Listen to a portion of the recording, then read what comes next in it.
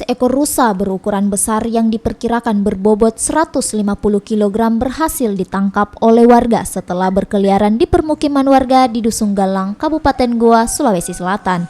Bagi warga setempat, kemunculan rusa di desa ini merupakan fenomena langka. Warga menduga hewan rusa yang masuk permukiman warga karena akibat kerusakan lingkungan pasca kebakaran hutan di Gunung Bawakaraeng beberapa bulan lalu. Kini rusa ini dipelihara oleh seorang warga sambil menunggu dinas terkait untuk mengamankan rusa ini.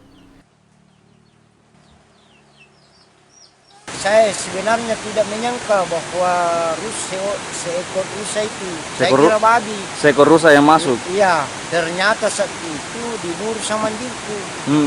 Namun itu saya tidak bisa makan, terpaksa saya lindungi. Saya betul-betul keburu bahwa diambil ini orang, bahkan dibunuh. Jadi kita selamatkan Pak ya? Jadi saya selamatkan ini. Setelah datang di sini, saya panggil kini.